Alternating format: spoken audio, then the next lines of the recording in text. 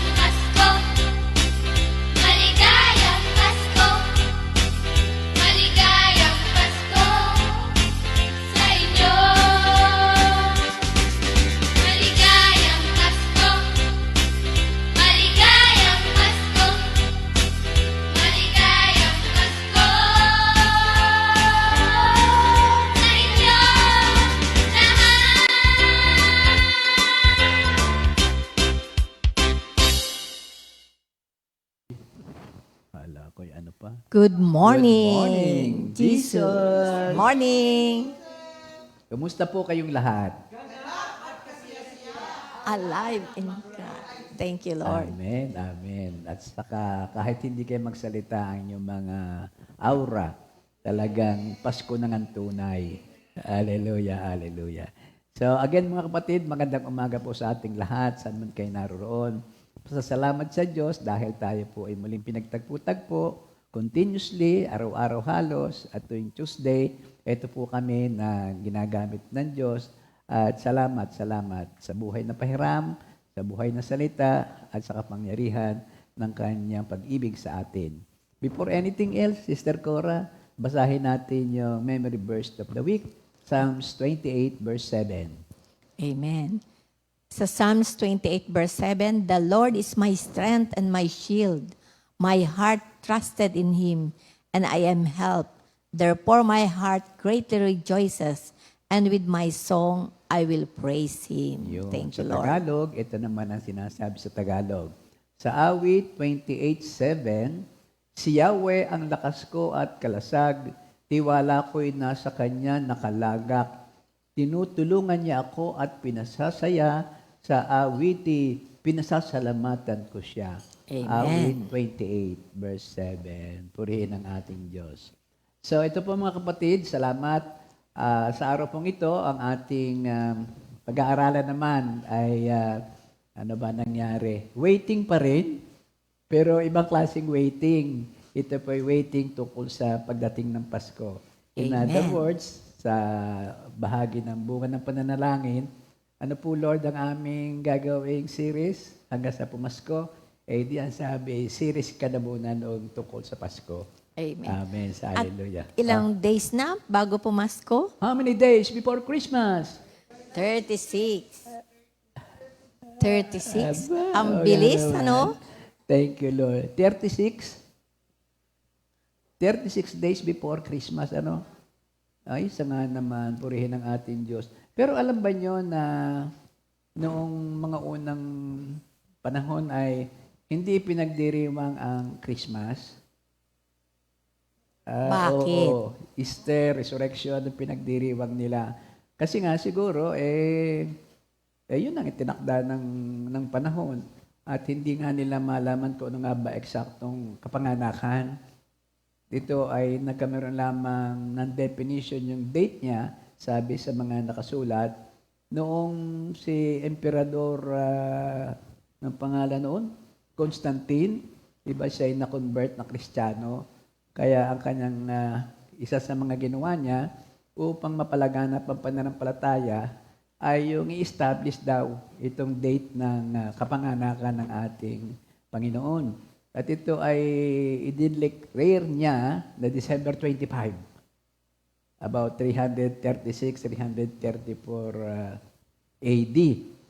At ang nangyari pa dito, parang intentionally daw, sister, ay itinuon niya ito doon sa isang malawak na selebrasyon ng isa sa mga dalawa na pagan gods ng mga Romano, ng mga pagan. Ang sabi isa daw dito yung si Saturnalia.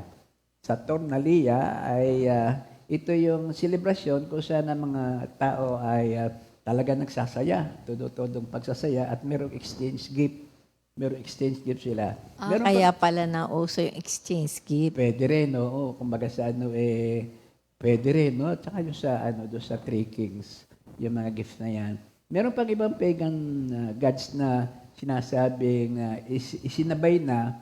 Ang objective daw naman ni Emperador Constantine ay little by little, or como si Emperador, indirectly parang ikinukumand niya na yung mga non-believers ay puntahan ang pananampalatayang Kristo sa pamamagitan ng maraming pamamaraan, at isa dito yung pag-celebrate nga ng Pasko. O yun, ang kwento noon. Kaya kumbaga sa how many days, how many years na itong Paskong ito? Yun, marami 2,236 Hindi na mabilang. years na.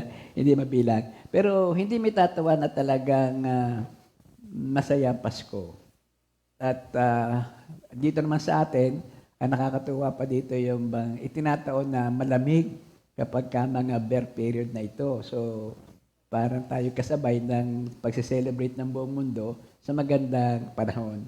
Sa magandang panahon. No? Sabi pa ganito may mga tanong pa na parang taliwas. Kasi sa Pasko, nativity story, para bagang, malamig. Malamig as in winter. Pero bakit daw mayroong mga shepherd na nagpapastol ng mga alaga nila? Walang nakapag-conclude na eksakto, pero sabi, siguro mas binigyan ng diin nung nagtalaga ng pitsang yan, na yung objective niya ay dito na mapapokus ang selebrasyon sa kapanganakan ni Kristo. Little by little, nabubura na yung para sa pangalan ng isang pagan na God. Ay, teka muna. Tayo pala hindi pa nakakapagdasal. Thank you, Lord. Nagkwento ka na. Oo, Thank you, guys. Lord. So, medyo magiging mahaba siguro itong ating Amen. Pag-pray niyo ko, Kiss, keep it short and simple, sabi nung San Pablo sa akin noong linggo. Thank you, Lord. So, let us pray. O aming Diyos, tunay nga po na dakila ka ang pag-ibig mo sa amin na hindi nagmamaliw sa lahat ng panahon. Salamat muli sa iyo sa pagtitiwala mo sa amin ng buhay na ito, ng aming buhay, at ng banal mong salata. Ang lahat na ito ay napakabuti dahil ang lahat na ito ay galing sa iyo. Panalangin po namin na aming pagyamanin at pagsumikapan na ang lahat naming isipin, sasabihin at gagawin ay magbigay sa iyo ng karangalan. At sa pangalan ni Jesus, iyon po sana yung maganap sa amin. Malugod kayo sa lahat niyong maririnig, makikita sa amin, at sa pagsasagawa namin ng iyong application ng iyong mensahe ngayon. Salamat sa Pasko, Ama. Talaga pong napakarami ng nagaganap na nakakatuwa at hindi lamang sa material na bagay, kundi talagang mayroong milagro, kung mayroong milagro kung tatawagin. At ang pagkakaisa, yung mga relasyon na o-organize ulit, tapos yung nakakakita-kita ang mga mag-anak, napakarami, Ama, napakarami. Salamat po ng marami. Again, Holy Spirit, kami pangunahan mo, kami po'y susunod sa pangalan ni Jesus. Amen. Amen. Ang ating pong pag-aaral ay doon sa Lucas 2:25 to 38. Ano ba yun? Ano ba yung Lucas 2:25 to 38? Hint ko po sa inyo. Ang title po ng ating pag-aaral ay Waiting for Christmas. Title number 1. Title number 2, Seniors are waiting for Christmas too. Ang message natin ngayon ay meron pala mga seniors nakasama doon sa celebration, doon sa first Christmas. Ang title number 3, Christmas is for all seasons. Whether ang edad mo ay pang spring, ikaw ay summer, ikaw ay winter, or fall. Nakakatatlo na tayo Well anyway, yun po ang tema ng ating pag-aaral. Sinasabi lamang dito na ang Pasko ay para sa lahat. Para sa lahat ng edad, at lalo na nga po kami mga senior citizen, talagang malaking dagdag sa kasiglahan ng aming puso at pagkatao kapag ganitong merong Pasko. So ito po ay tungkol daw sa istorya ni na Simeon at Ana sa Bible kung saan sila ay kasama nga doon sa first Christmas. At ang ating po mga pinagkuhanan ng pag-aaral nito, of course, yung ating mga pinag-aralan na bahagi din dito yung mga sharing ni na Pastor Jeremy Meyers at iba pa, at yung personal nating insight at saka po experience, sister, yung ating na-experience. So, Lord, again, basahan mo po ang pagbabasa ng banal mong salita. Sa Lucas 2:25-26 muna tayo. Sabi dito ay, Now there was a man in Jerusalem whose name was Simeon, and this man was righteous and devout, waiting for the consolation of Israel, and the Holy Spirit was upon him, and it had been revealed to him by the Holy Spirit that he would not see death before he had seen the Lord Christ. Amen. Thank Ako you. meron din, dadagdagan ko sa verse 36 to 37. Naroon din sa templo ang isang propetang babae na ang pangalan ay Ana. anak ni Panuel at mula sa lipi ni Aser. Siya'y napakatanda na. 7 taon lamang silang nagsama ng kanyang asawa at ngayon 84 na taon na siyang biyuda.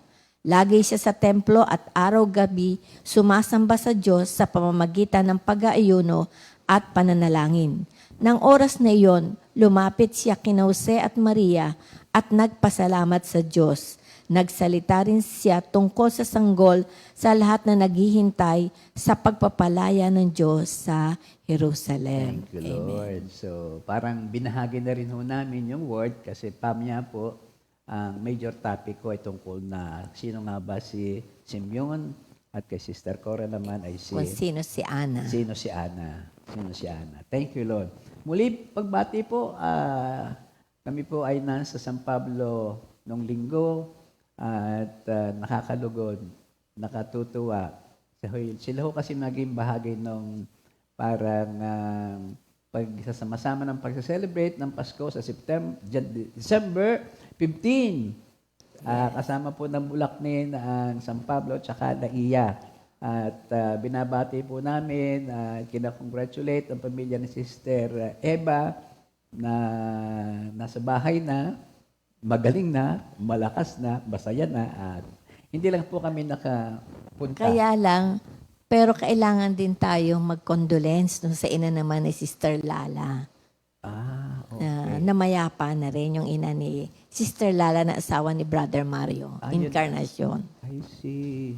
Thank you, thank you.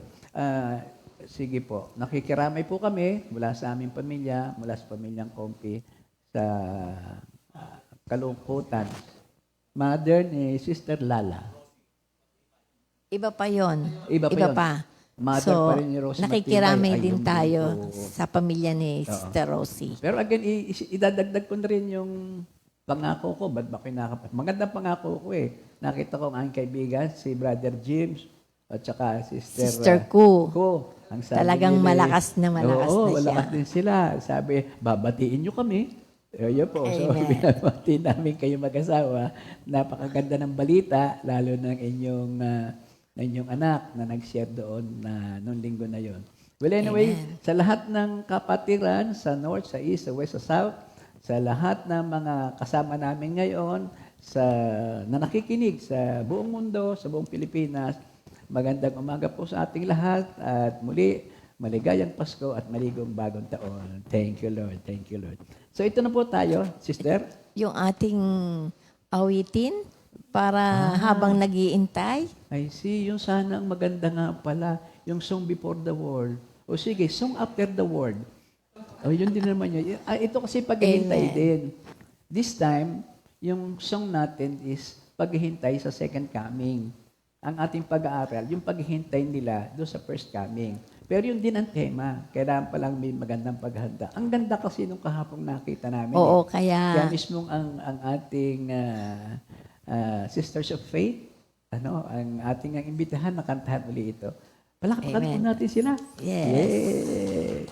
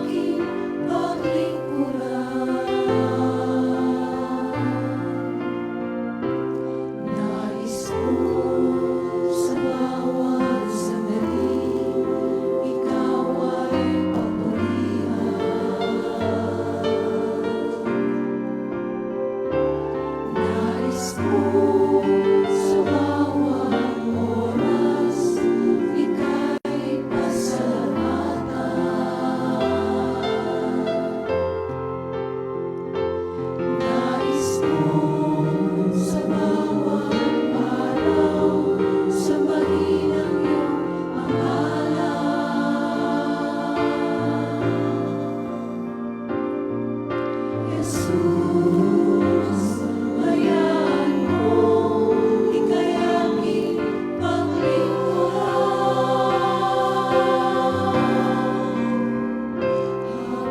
Habang ako'y nahihintay sa'yo muling pagbabalik, hayaan mo awitan ka sa pag-ibig bawat saglit. Habang ako'y naghihintay sa'yo muling pagbabalik, puspusin mo ang puso ko ng banal na pananabik. Habang ako'y naghihintay sa'yo muling pagbabalik, hayaan mo awitan ka at sambahin bawat saglit.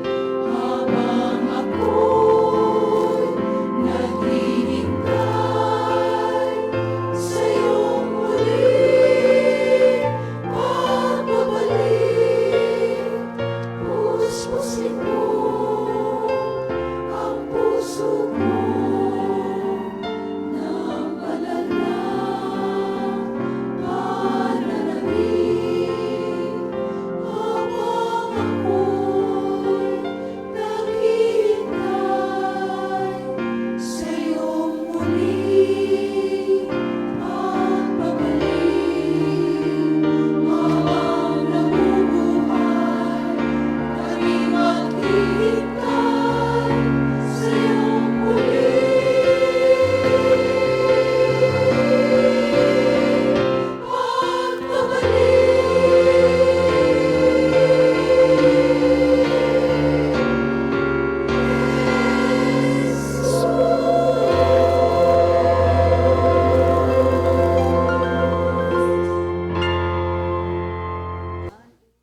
Ang ganda. Thank you, Lord. Thank you, Lord. Glory to God.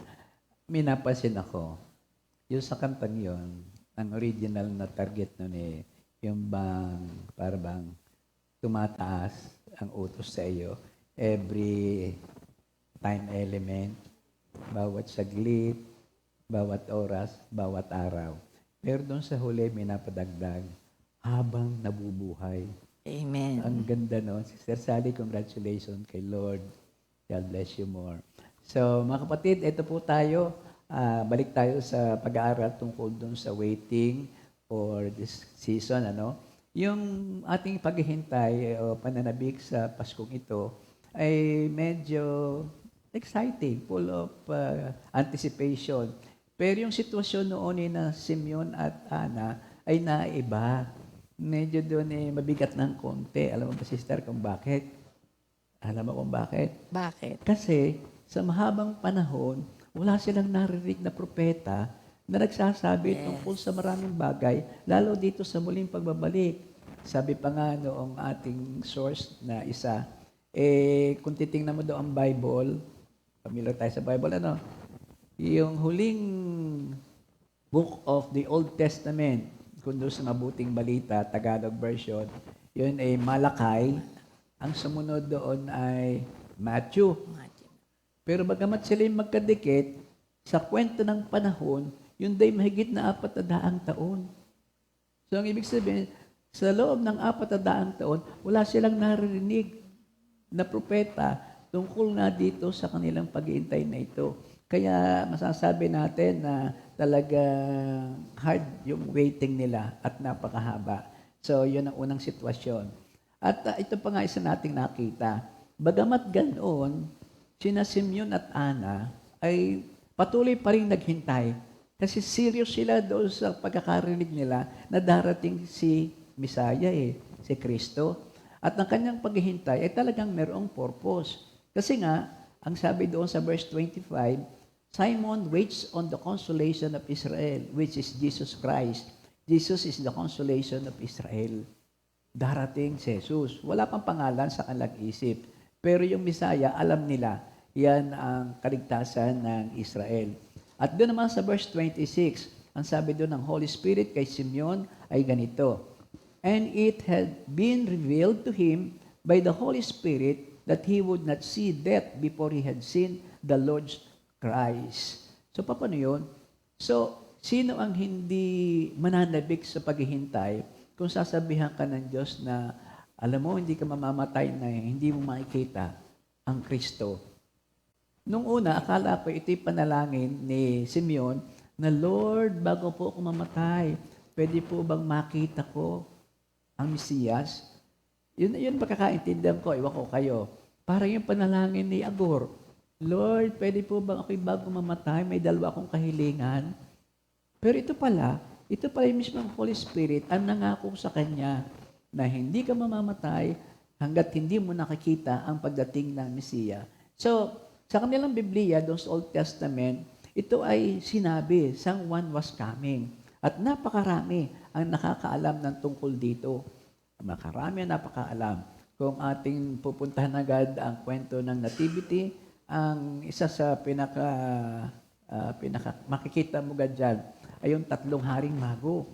Naghintay sila, naghintay, pagkatapos talagang hinanap pa nila. At napakarami pa, maraming mga mambabasa ng aklat noon ay alam na ito'y sinabi.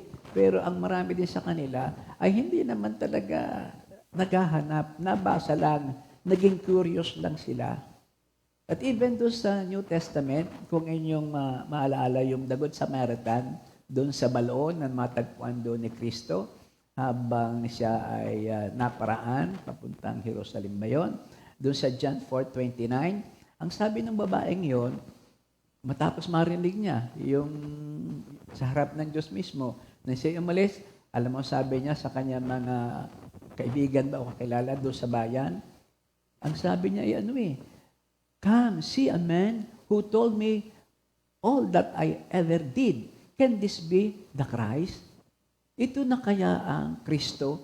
So siya man, isang babaeng hindi mo mahahanapan ng religiosity o yung pananampalataya o kaalaman tungkol sa Biblia, ay alam din pala niya ang tungkol kay Kristo. Ito na kaya ang sinasabing Kristo na darating?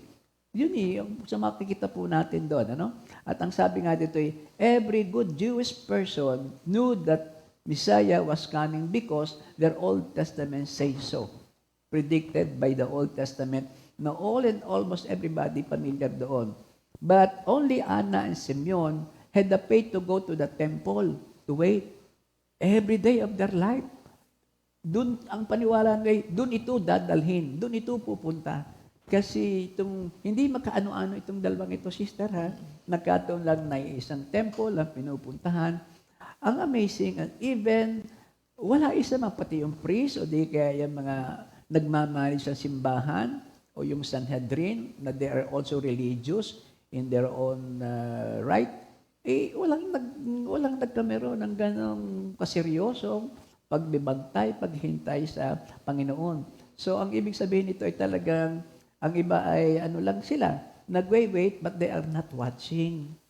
Hindi sila seryoso, hindi sila curious lang, nabasa, yun pala, parang nanalamin, pagkaalis sa salmin, hindi nila ito pinuntahan. Another thing, 7 years before Jesus Christ was even born, si Isaiah, Propeta Isaiah, explained Christmas before anyone had even experienced Christmas. That was 700 years, 7 centuries. Mahaba yun, sister. 7 centuries, ha? Thank you, Lord.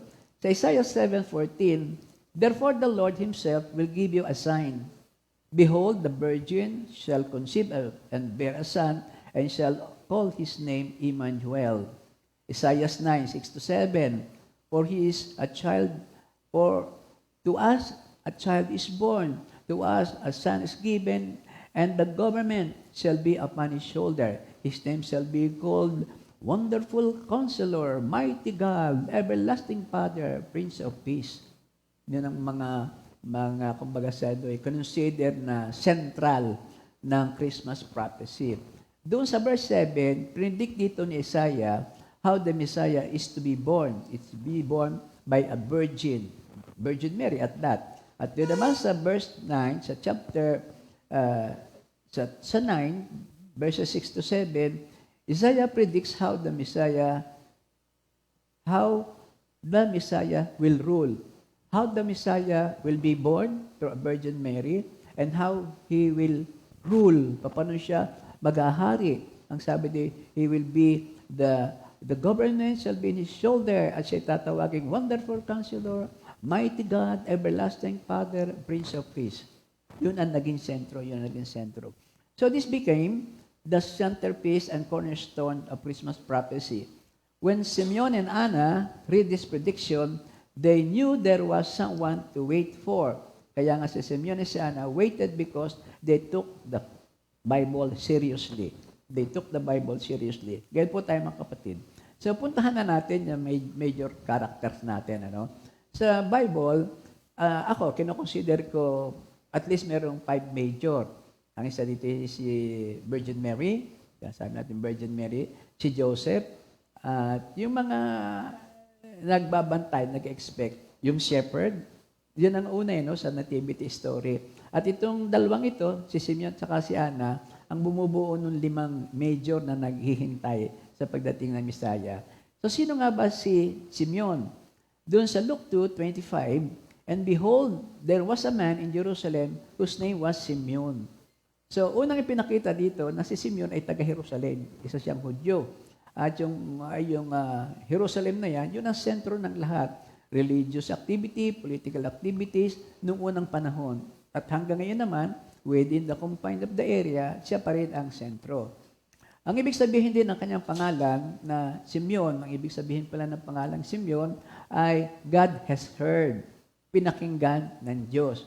At ito nga po ang ating magiging resulta ng pag-aaral tungkol kay Simeon. Ang kanyang inaasam-asam na makikita ang Diyos bago siya mamatay ay naroon.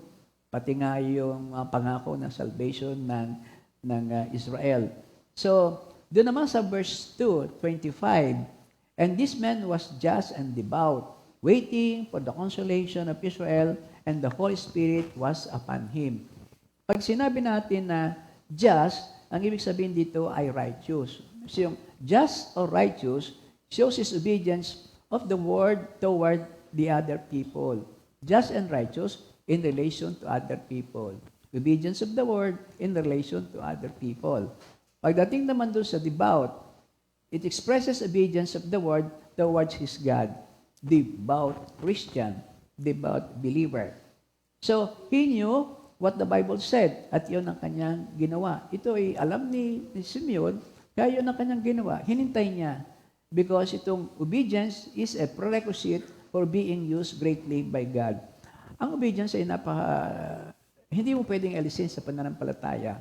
From the very start, creation, obedience noong Adam and Eve, hanggang sa dulo, lagi na obedience ay naroon sapagkat yan nga ang prerequisite of being used greatly by God. Kung walang obedience, hindi ka gagamitin ng ating Panginoon.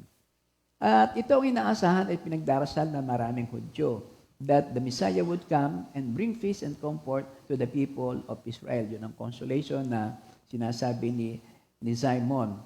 Sa verse 25, that he was waiting for the consolation of Israel. Ang ibig sabihin nun, the consolation of Israel is a reference for Jesus and his frequent theme found in Isaiah chapters 4 to 66. Isaiah says, the Messiah would come, and so Simeon was waiting for him. Kalimitan, that's what God calls us to do, to wait. Kalimitan ay ganun, lagi ng wait. At medyo hindi ito kumbaga sa katanggap-tanggap, hindi ito glamorous. Ito ay kumbaga sa ikaw ay parang ipinabababa pa ng kaunti pa. Halos walang may gusto nito na maghintay. Pero sometimes, all God wants us is to do wait. A part of every Christian's maturing process is a period of waiting. Yung He wants us to be patient. Bagamat ang pakiramdam ng marami, nilalagay ako sa isang tabihan, nilalagay ako doon sa backstage. So halos wala akong participation. Pero yung pala ay inihanda tayo ng Diyos upang yung ating patience, una yung virtue na yon, at pangalawa ay yung tayo totally maging dependent sa Kanya. So, ang pangatlong katangian ni Simeon, ang mga katangian niya, sabi ay just and devout. Ang pangatlo ay yung Holy Spirit is upon him. So, kausap niya dito ang Holy Spirit. At ito nga ang nangyari dito. Sa history, of God's history, hindi lahat ng believer ay yung Spirit is upon them. Sa Old Testament, kumbaga sanay, the Holy Spirit can come upon a person for a while and then could leave later. So, andyan ang Holy Spirit, pupunta sa isang tao, pagkatapos mananatili, iba'y matagal-tagal, ang iba'y hindi, mawawala na yan. Kaya ang sabi ni David sa Psalms 51, take not your Holy Spirit from me. Huwag mong alisin sa akin ang iyong banal na Espiritu. Bago doon sa Pentecost, doon sa Acts 2, not all believers had the Spirit, the Holy Spirit. He only came upon a few and sometimes only for a short while. Yun nga ating sinasabi. New Testament na to. Pero, today, after the Pentecost, the Holy Spirit dwells within all believers.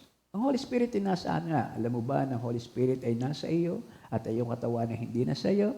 That is after the Pentecost. At it is permanently in us. So, mapalad si Simeon, isa siya sa privileged saints prior to Pentecost who had the Holy Spirit. This means that Simeon was especially chosen by God to do something specific for God. At yun ang laman ng ating verse 26. So 26, ipinahayag nga ng Espiritu Santo sa kanya na hindi siya mamamatay hanggang hindi nakita ang Diyos na ipinangako ng Panginoon. Hindi natin alam kung ilang taon na ba si Simeon kasi hindi katulad nung kay Ana, pamaya, merong kaunting deklarasyon kung anong edad niya. Pero accordingly, kung siya tinatawag niya sa tradition, kung ano nabalita ng palipat-lipat na, si Simeon daw ay more or less, may 100 taon, 113 ang sabi ng marami. Kaya si Simeon had been waiting for God for much of his life. Talagang haba ang kanyang naging paghintay sa haba rin ng kanyang buhay. And he knows that he will see Christ before he dies. Ang tanong ay ganito, bakit kinakailangan pang si Simeon ay gamitin sa ganitong pamamaraan? Bakit importante ba na si Simeon ay papaghintayin pa bago kunin? Ano bang importansya nito? Ang importansya nito ay makatatagpuan natin doon sa Deuteronomy 19:15. Kasi kailangan daw na at least 2 o 3 ang maging witness at yung matter to be confirmed. To be confirmed, na ibig sabihin si Kristo'y dumating, at least para ma-confirm, at least 3. Merong nauna na. This pertains to yung sa mga tao, katulad mo, katulad natin. So, ang una rito na ginamit para maging 3 sila, yun daw the shepherds. Unang pinagpakitaan ng anghel, ibinalita ng anghel at pinuntahan ang nativity scene at doon niya nakita at ito'y pinamalita ng mga shepherds. So, ang pangalawa ay si Simeon at ang pangatlo, yung pamilya Sister Cora na iyong isi-share sa amin. So, yun ang naging objective kung bakit si Simeon ay ginamit sa ganitong pamamaraan. So, yung mga witnesses speak what they have seen and heard and Simeon needs to talk. Tapos na ang mahabang paghihintay. Nakita na niya si Kristo. Ano man tayo doon? Bit-bit ba yun? Kandong-kandong. Kandong-kandong. O, ng kanyang ina. Kinuha niya ito. Talaga siya nagpasalamat sa Diyos. So, sinimulyan niya ito sa isang awit ng pasasalamat. Sino ba yung anak mo? Anak natin pala na yung pare kinuhat iginiyon sa altar ng binyaga. Hindi ko na matandaan. Hindi matandaan. Pero anak natin yun, ha? Ako wala siya sabihin. Meron kami kasi isang anak na diyan namin pinabinyagan. So, yung pare, parang mistizong foreigner, kinuha niya. At ito pala ang kanyang sinite. Ito ang kanya. Pero hindi naman yung say, mamamatay na dahil nakita. Talagang something like that. Ngayon pala nakita yung diin ng ginawa ng pare. Hindi na ulit sa iba nating anak yun eh. So, yung Lucas 2:29 to 32, yun ay isinalaysay ni Simeon sa tono ng isang awit. Yan naman palagi, yung kay Maria na Magnificat, no? Si Zacarias, Benedictus ba yun? Lahat yun ikanta at ikanta. Ang isang tawag nila dito ay the Song of Simeon or the Oracle of Simeon. Sa 29 itong pagkakasabi. Ngayon, Panginoon, maaari na pong yumaong mapayapa ang inyong abang alipin ayon sa inyong pangako. Yamang nakita na po ng aking mga mata ang inyong pagliligtas. Yun ang pang-intro ng kanyang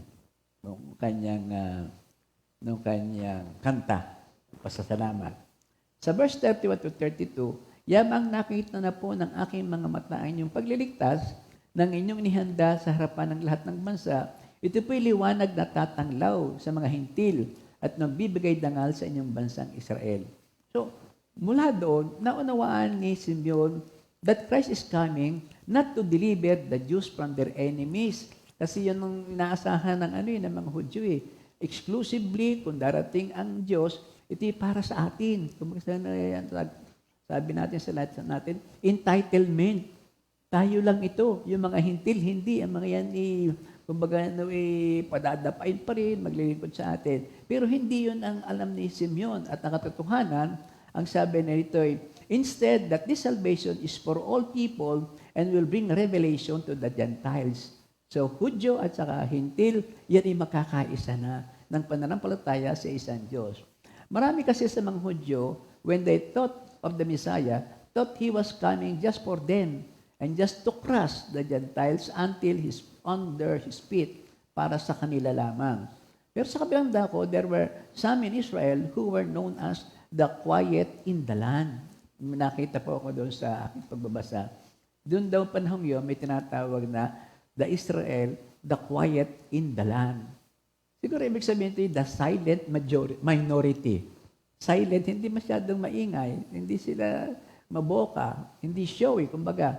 At ang ibig lang sabihin ay, this quiet in the land, they had no dreams of violence and of power, and of armies and banners. They believed in a life of constant prayer and quiet watchfulness until the Messiah should come. So it's not by the arm, hindi ito sa tabak. Parang si Rizal. Ang kay Rizal ay ano ba? Pen, no? Sulat-sulat. Ayaw ng digmaan. So, all their lives, they waited quietly and patiently upon God. Yun ang isa sa nasabi natin tungkol dito. At si Simeon nga ay kabilang doon sa the quiet in the land. The quiet in the land. Simeon understood that Jesus came to be a light to the Gentiles, to bring salvation to the Gentiles, to reveal Himself to the Gentiles, and that He would do this through suffering as a servant, dying on the cross, and then rising from the dead. The Calvary story. Walang masasaktan, walang mamatay. At ang pagtubos ay, kung hindi ako, yun ang kay Kristo, inako na niyang lahat. Inako niyang lahat. Isang senaryo doon sa Gethsemane, natatandaan mo yung yung kasama ni Judas, yung tinabak ang tainga. Tinabak ang tainga. Sino tumabak? Tabakbo o tinagpas? Oo. Tinagpas. Si Peter nga. Ano sabi? Actually, hindi tenga ang target ni Peter. Itong ulo ang target ni Peter. Oo, hindi pwede tenga lamang. Ang liit naman ng tenga. At ang target ni talagang papatay si Peter. Pero ano sabi ni Lord? Itago mo ang iyong tabak. Hindi yan ang namabuhay sa patalimdim na mamatay. Something like that. So ito siya. So si Simeon ay kabilang doon sa quiet in the land. At ito'y dapat nating ipagpasalamat dahil nga itong sinasabi na sufferings doon sa Calvary, ito yung, kumbaga kung hindi naganap ito, wala tayo rito. Walang kapatawaran, walang katahimikan, patuloy ang kaguluhan. Ito nga lamang, sa dulo pa rin ng panahon, lagi ng after we are saved, talagang bumabalik uli. At salamat sa Diyos, siya muling babalik So itong dalawang ito yung magkaugnay. Yung unang pagbabalik, dapat naghanda na doon ang marami. Kaya lamang, yung marami ngang yun, ang paghahanda ay head knowledge, sabi ni Sister Tess. Wala silang effort na ginawa. Wala silang ipinakita na kalugod-lugod sila pagdating noong kanilang hinihintay. Ilan lamang ito na ngang mga believers na ito, kasama na siya na Simeon at saka Ana. Yun din dapat sana ang hindi maganap sa second coming. Lahat tayo nagsasabing, come Jesus, come. Pero baka dumating uli yung second coming na ilan lamang ang sasalubong at makakabilang. Yung expectation kasi, iba't iba lang sister yung una expectation nila oriented sila sa kaharian, yung mga matatapang na sundalo, nang dumating hindi gayon, hindi conqueror, kundi isang bata sa sabsaban. Isang bata sa sabsaban. Kaya ngayon, yung kanyang muling pagbabalik, meron na tayong, kumbaga sa pattern. Napakapalad natin, napapag-aralan natin ang mga ganito. Yung unang pagdating, ang kabiguan ay yung expectation nila, ang kanilang ini-expect nga, expectation. Itong padalawang pagdating, dapat atin lang bigyan ng standard ay dapat yung requirement ng darating. Yun ang dapat nating paghandaan. So again mga kapatid, so thank you Lord for that. The waiting is over, nakita na niya ang bata, tapos na sana, pero hindi May ginawa pa si Simeon para dito. Doon sa Lucas 33, simula 33, namangha ang mga magulang ng sanggol dahil sa sinabi ni Simeon tungkol sa bata. Binasbasan sila ni Simeon. Simeon blessed them. At sinabi kay Maria, tandaan mo ang batang ito'y nakatalaga sa ikapapahamak o ikaliligtas ng marami sa Israel. Siya ang magiging tanda mula sa Diyos, ngunit tutulig sa siya ng marami. Kaya't nang mahayag ang kanilang iniisip. Dahil dito, magdaranas ka ng matinding kapighatian, parang isang patalim na tinarak sa iyong puso.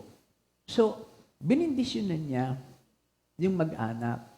Siya naging isang propeta pa rin, siya ginamit pa rin ng Diyos upang i-bless yung kanyang mag-anak. Sa verse 34 yan matatagpuan.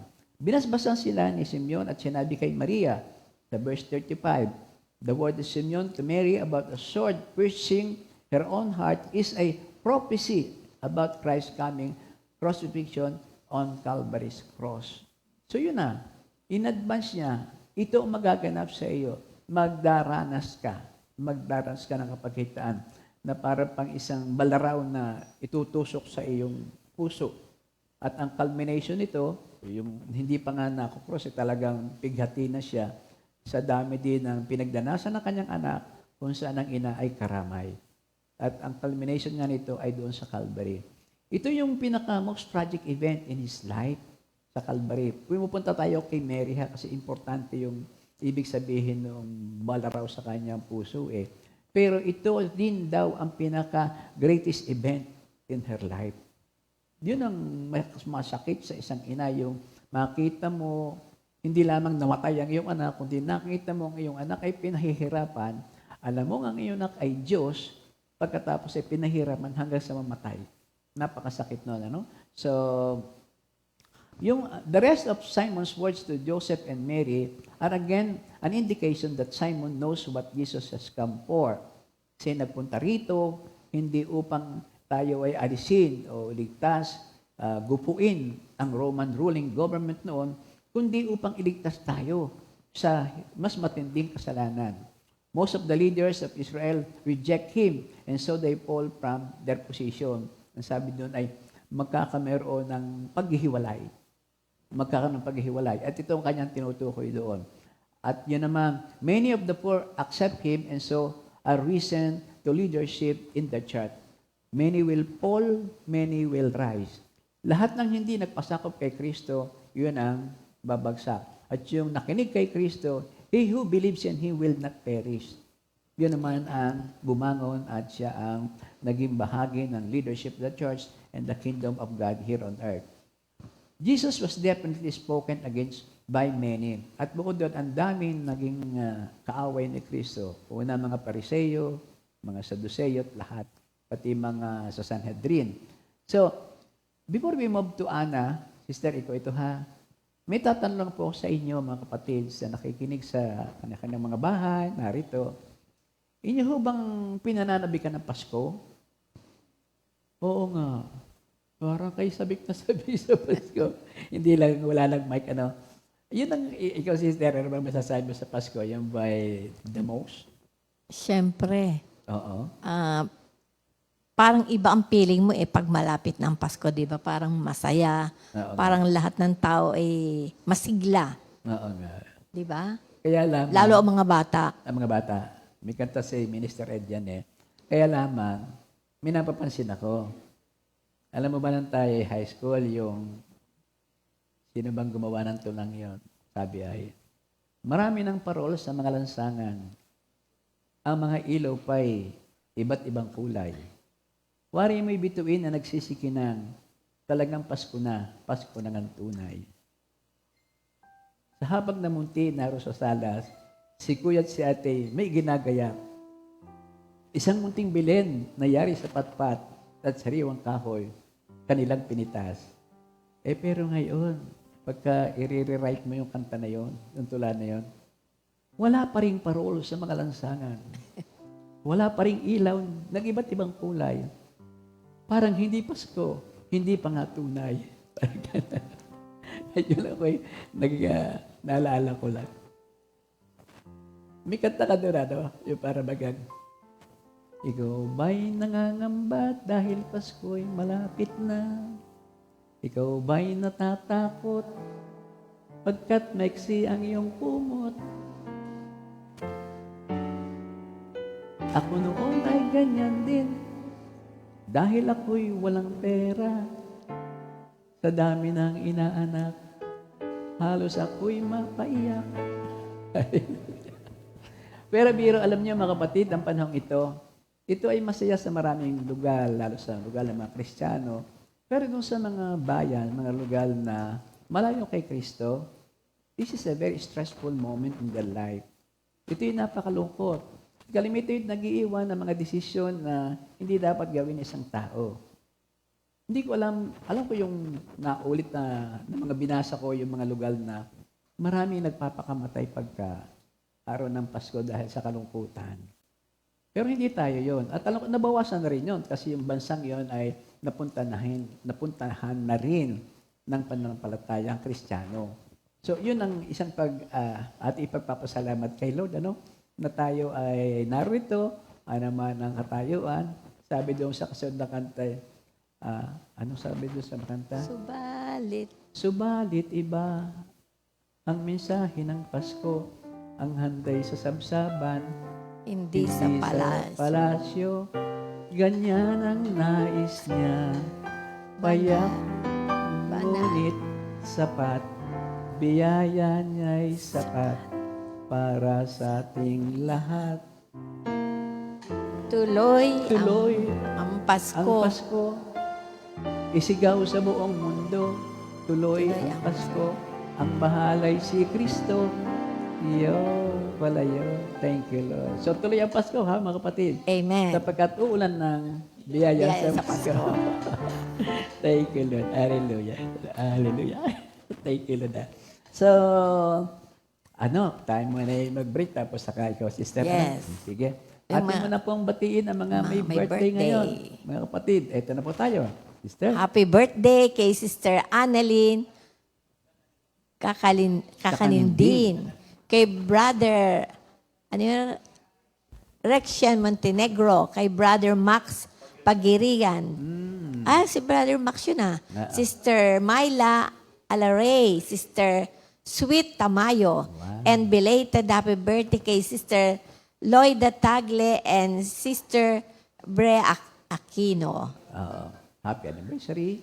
Happy anniversary din kay Brother Renato and Sister Judith Cruz. Yes. Why? Ulitin ko ha kasi magandang mga rin na ito Happy birthday ngayong November 19, 2024. Kina Sister Annalyn Kakalindin, kina Brother Rexin Montenegro, kina Brother Max Pagirigan of Makati, si Sister Myla Aldaray, si Sister Sweet Tamayo, and belated happy birthday kay Sister Loida Tagle, Sister Brie Aquino, and happy anniversary Kina's brother Renato and Sister Judith Cruz. Happy birthday, happy anniversary. Thank you, Lord. Labas ka na. Brother Bong.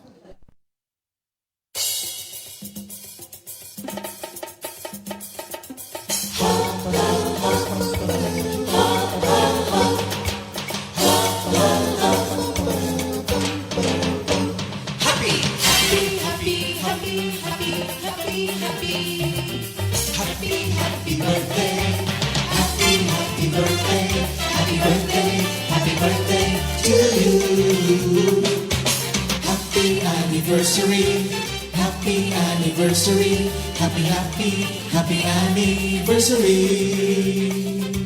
Happy anniversary! May the good Lord bless and keep you, may the Lord's light shine upon you.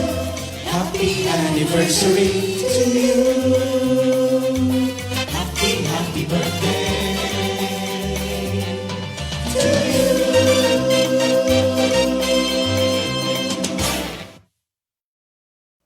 Happy anniversary and happy birthday. Thank Enjoy you, your Lord. day. Thank you, Lord. Sister Cora.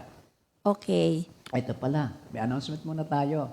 Meron tayong water baptism sa Kailaway, Calo Mendez Outreaches sa November 23, 2024. This Saturday na ito at 8 a.m. ang simula. Sa Joshua Barcelona Place, doon sa Pulo, Kailaway. Amen. Pulo, Kailaway. Thank you, Lord. Thank you, Jesus. Okay. Okay, So, Sister Cora, ikaw na muna. O ulit. balik naman tayo. Tulad nga ng ginawa ni Pastor JB kay Simeon, ang sa akin naman ay kay Ana. Tungkol ito sa kanyang karakteristik sa Lucas 2:36-37. Katulad ng binasa ko kanina. Si Ana ang third witness. Una nga mga shepherd, ang pangalawa ay Simeon, at ang pangatlo ay si Ana. Kung si Simeon obeyed God's words in waiting for Jesus, si Ana naman i-obeyed God's word in worshiping Jesus. Talagang, puro talaga ko sa ano yung Prayer and ano yun? prayer at Fasting. persisting yung kanyang pag-worship kay Lord. The name Anna comes from the Hebrew word for grace, and truly the grace of God was upon Anna at least in 3 areas. May 3 areas yon. Unang-una, siya isang babaeng propeta. Marami sa Bible na mayroon ding ganoong distinction or privilege. Unang-una, si Miriam sa Exodus sa 15:20, si Deborah sa Judges 4:4, and Philip's daughter sa Acts 21:9 are some good example. Yun, napakaganda mga example ng mga babaeng propeta. Anna's work as a prophetess was to speak the word of God and share what she knew about Jesus with all who would listen to her. This was the basic ministry description of all prophets in the Bible. Ang pangalawa, she belongs to the tribes of Asher, one of the 12 tribes of Israel. Anong kahalagahan nito at masasabi nating another grace from God? Asher was one of the northern tribes of Israel that rebelled against God and so was carried away into captivity by the Assyrians. Many people think that the Israelites of the 10 northern tribes were never heard from again, parang nabura na sa kasaysayan. Kaya they are frequently referred to as the 10 lost tribes of Israel. Prophetically, they cannot be lost because God has promised that all 12 tribes will have a place in the events of the end times. And if 10 of the tribes are no more, then God cannot keep His word. Kaya some Christians have tried to argue that the 10 tribes are not lost, they are just misplaced. Tradition says many went to Utopia, others kumalat ng talaga.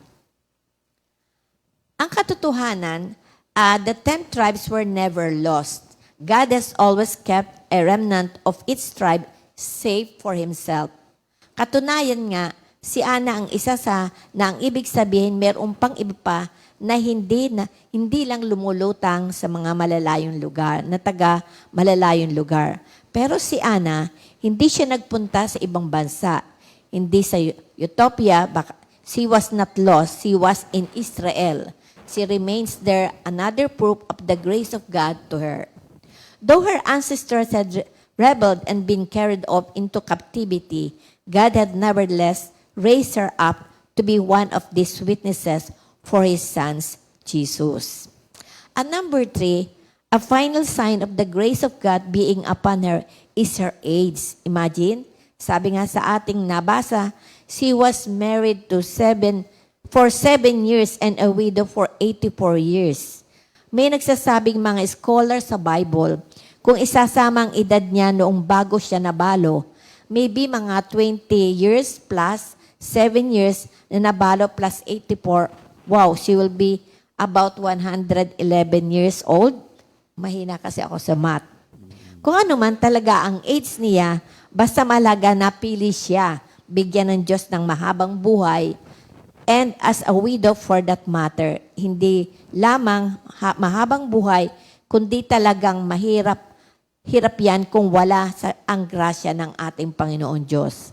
Ang nakakatuwa pa, sa halip na siya ay naging bitter and resentful that she had been a widow so long, she became better. Bakit better? Kasi parang talagang masayang-masaya siyang nag-worship kay Lord habang nag-iintay. And she even served God. Lagi siya sa templo at araw-gabi sumasamba sa Diyos sa pamamagitan ng pag-aayuno at panalangin. Anna, like Simeon, was another one of those who were known as the quiet in the land. Quiet in the land. Kumbaga, silent minority, sabi nga ni Pastor. She served God first of all by staying in the temple. It says that she didn't even depart from the temple. Imagine siguro, umaga't gabi ay lagi siyang nasa templo. This means that she went to the temple as much as possible. Nobody, not even the priest, lived in the temple. So, walang iba, talagang si Ana ay napaka-masigasig na talagang lumagi sa templo. Sister, parang siya ay Wala siyang ginawa Araw at kundi, gabi? parang araw at doon gabi na siya nandun natulog. eh. Bawal yun. Natulog din yon. Siyempre, Pero uuwi. siguro uuwi din Uuwi, yon. bawal sa Kaya templo lang, at tumulog. iba kasi di ba may yung mga mana nga nung una sa amin sa probinsya, ang mga mana nga sa simbahan, di ba? Halos doon na tumitira. Halos sila na may dala ng susi ng simbahan, sila ang nagbubuka, sila rin nagsasara. Siguro, kasi nung unang panahon, gayon na mga manang, yung mga babae. Pero naibang kay Ana kaysa sa mga Ay, iba. manang Kasi ang natin. kanya talaga, ay yung pag-worship niya, talagang, kasi nga, may iniintay siya. Yun ang kanya. Kaya, nagpupuri at siya, naawit siguro habang nagpupuri siya. She spoke of Jesus. Sabi nga, si witness for Christ sa Luke 2, verse 38.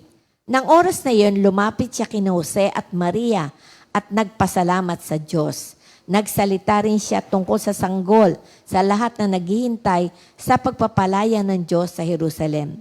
Tulad ni Simeon, nagpasalamat siya sa Diyos sa pagpapadala ng Misaya. Pero hindi siya huminto doon. She went out and spoke to everybody who was looking for redemption in Jerusalem. She went out around telling people that their Savior, their Redeemer, had come. So talagang nandun yung kayang kaligayahan na nakita niya ang Messiah, binalita niya. Siguro kahit sino pinagsabi, ay nakita ko narito na ang ating Panginoon dumating na. Yan kanina sinasabi ko na this season of the year, kalimitan pag wala ka kay Lord, yung mga trial, sorrows, yung balo, babae o lalaki, pag wala ka kay Lord, napakalungkot. Lalo yung first year daw na ang mahal mo sa buhay, hindi mo kasama sa Pasko, ay napakalungkot. Salamat, alam mong si Kristo ay kasama mo. Salamat, alam mong ang iyong mga kapatiran ay representative ni Kristo. Kaya si Ana, magandang example. Namili siya kasi guided by the Holy Spirit eh. Ito ang pinakamaganda kong gagawin. Si Kristo ang aking pupuntahan. Yun, ang mga lessons. Kaya siguro hindi siya naging malungkutin miski siya'y balo dahil ang buong buhay niya ay inilaan na lang niya sa pag-iintay at pag-worship sa ating Panginoon. Decision na yun. Oo. Oo. May question nga ako dito. How did Simeon and Anna know it was Jesus when he entered the temple area? Kayo ba? Naitanong ba ninyo na na yung naroon yung pagpasok na yun ang ating Misaya? Baka merong Wala. halo Sabi dito, just how did they know when the baby Jesus arrived? Was he marked in a special way like a halo of light over his head? Did angels float in the area around him wherever he went? None of these were true. Jesus didn't have a halo of light or a special tattoo o anumang palatandaan. Tattoo. Walang Tattoo. Excuse me. Yes. Yes. Spiritual sight.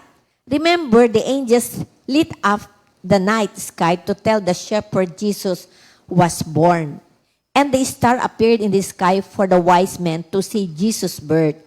But no angel was there to tell Simeon or Anna to look for Jesus. And no star appeared in the night sky for them either. Jesus entered the temple, and when he does, it was as if fireworks go off inside Simeon and Anna. Talaga, kasi nga yung Holy Spirit naroon na eh. Yung Ano may parang- automatic na agad may spiritual sight ka, spiritual eye, na madidistinguish mo sa mga nakaupong ito kung sino ang papunta sa langit, kung sino ang papunta sa langit. Ano yun? Kasi sabi mo nga, yung Holy Spirit Nasa ang, kanya. nagbigay para sa kanilang dalawa.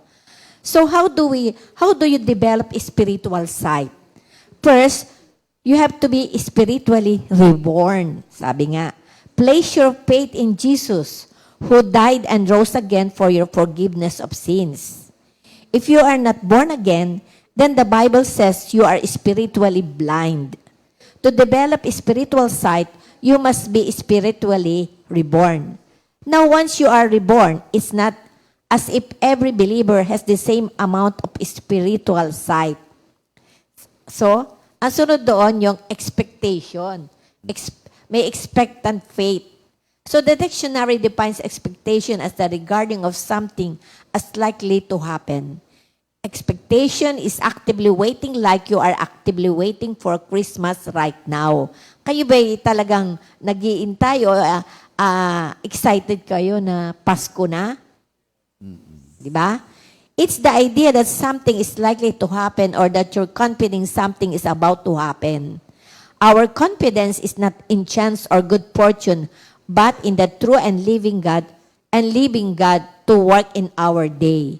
Anna and Simeon were given a spiritual sight that they had honed for years. Talaga inantay nila yon. Because of their growing confidence in God's word, they expected God to act in their day. It's interesting to observe that no high priest nor any member of the Sanhedrin, sabi mo nga kanina, Levite or on the temple official waited to welcome Jesus in the temple. Yan ang sinasabi ko kanina, na bukod tangit talaga itong dalawang ito. Lahat ay makatemplo, makasimbahan, pero pagdating doon sa paghihintay, sila lamang dalawa ang religious din naman. Nandun sila. Si Ana, siguro ang definition noong hindi siya umalis doon ay maagang-maaga pa, yun nga, sinahalos siya nagbubukas ng pinto. At tapos, gabing-gabi na, aalis. Tapos maaga ulit babalik. No? Yun ang ano. Kung mapapansin mo, yung ating pinag-aralan ito is bahagi rin ng mga naon nating pag-aral doon sa true identification ng believers of Christ. Ano ba yung true identification ng believers of Christ? Number one, they are worshiper. Itong dalawang ito yung worshiper. Laging nasa simbahan, nagpa-fasting, nananalangin. At ang mga ito ay witness. Nagwi-witness sila. Ipinamamalita nila sa tao ang mga narinig nila, nakita nila. At waiting. Waiting and watching. Ito rin ang ginawa nitong dalawang ito. So, talagang sila ay believer. Talagang sila ay member of the kingdom of God. Member of the kingdom of God. So, ang makukuha natin dito na halos ay summary natin pag-aaral, Lesson learned. lesson learned natin, walang retirement nga ito, itong ating relasyon sa ating Diyos. Napakagandang at old age, sabi niya at old age, kung inyo lamang titingnan ng husay, mas maraming bunga ang paglingkod na ikaw ay nasa old age Kasi nung ikaw ay naglilingkod, nung ikay bata pa, kasi maraming kaagaw nung bata ka, nung hindi ka pa retired. Alam mo, Marami kang mga activities. meron kang hanap Worldly, buhay, part-time ka, tapos marami kang pinupuntahan, marami kang hindi may iwanan basta-basta pagkalinggo. Pagka itong katulad natin, mga kapatid, mga kabalaybay bunga, Mga senior mga senior citizens. tayo, ang Paskong ito'y para sa atin. Yes. Sa matter of fact, totoo yung kanta na ang Pasko sa Pilipinas ay hindi lamang September, nagmula. Ito'y araw-araw. Araw-araw. Sa senior citizen, Lalo nga sa atin kasi kaunti na lang ang ating iniintay kaya kailangan bilis-bilisan na. Ay, di ba pag senior citizen, di ba ganon? So, pero kaya kailangan ay bilis-bilisan natin ang ang pagsasaya.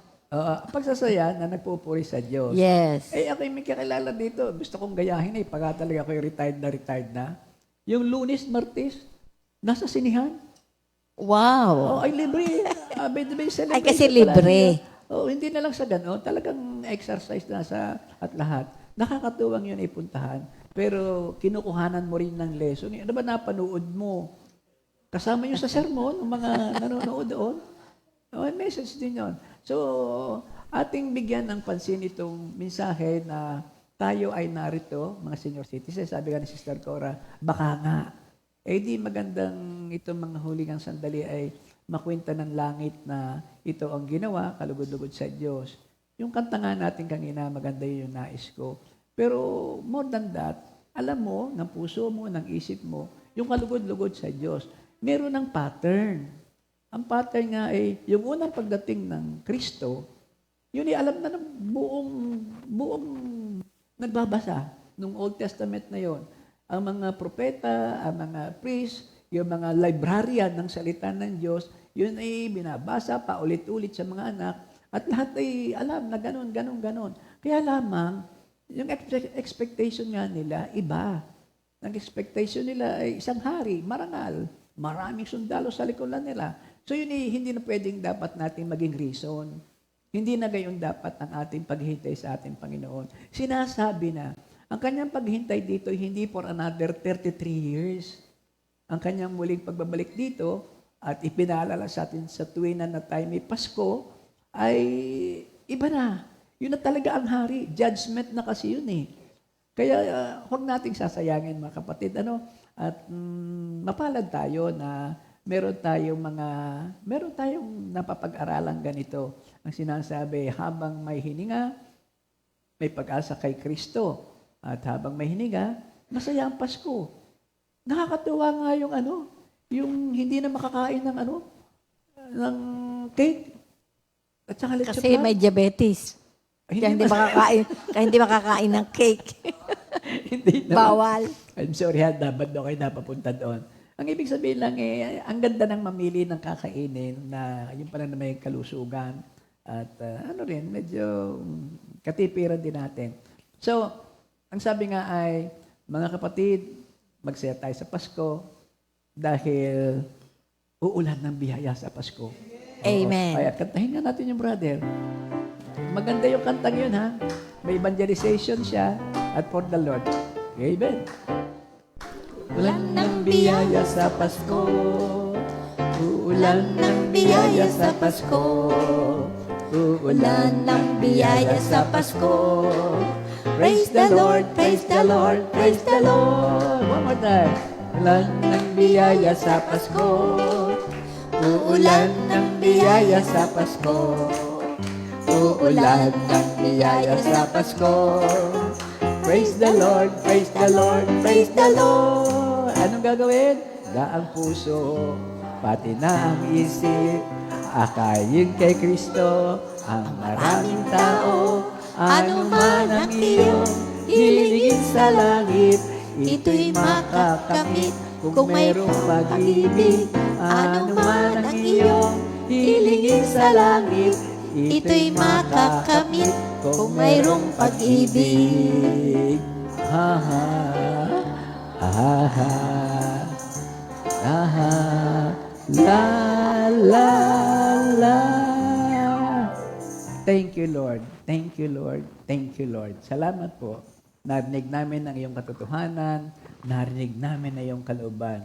Nawa po yung naging kalugod sa iyo ang kabuuan ng isang oras na ito. Patawad po kung may nasabi na inagawan ang iyong oras, ang iyong segundo, lalo po ako. Pagindapatin din po na yung po mga aming nakuha mga aral out of the original word ay maging buhay namin.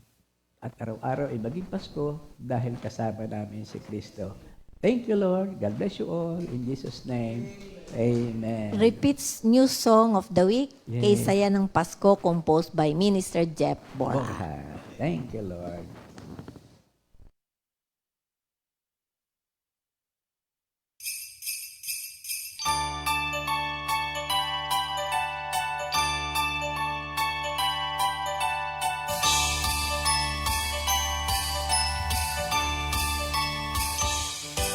Pasko'y darating, Pasko'y darating na naman.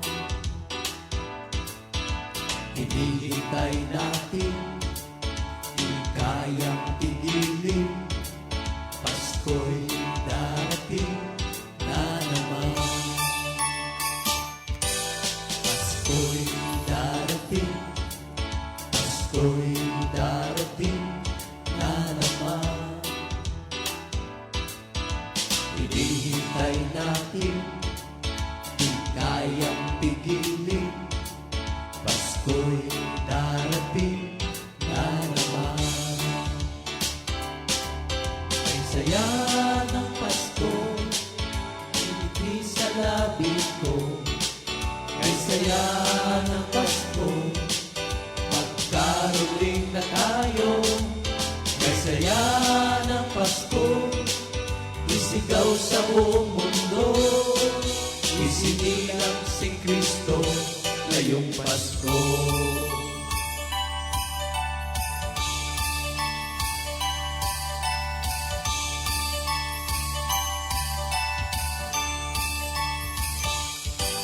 Pasko'y darating, Pasko'y darating na naman. Hinihintay natin, di kayang pigilin. Pasko'y darating na naman. Kay saya ng Pasko, hindi sa labi ko. Kay saya ng Pasko, magkaroling na tayo. Kay saya ng Pasko, isigaw sa buong mundo. Isinilang si Kristo ngayong Pasko. Pagbibigayan, pagmamahalan, ang hatid ng Pasko. Pagpapatawaran at kapayapaan, ang diwa nito. Pagbibigayan, pagmamahalan, ang hatid ng Pasko. Pagpapatawaran at kapayapaan, ang diwa nito. Kay saya ng Pasko, kay saya ng Pasko, may ngiti sa labi ko. Kay saya ng Pasko, magkaroling na tayo. Kay saya ng Pasko, isigaw sa buong mundo. Isinilang si Kristo ngayong Pasko. Kay saya ng Pasko, may ngiti sa labi ko. Kay saya ng Pasko, magkaroling na tayo. Kay saya ng Pasko, isigaw sa buong mundo. Isinilang si Kristo ngayong Pasko. Isinilang si Kristo ngayong Pasko. Isinilang si Kristo ngayong Pasko.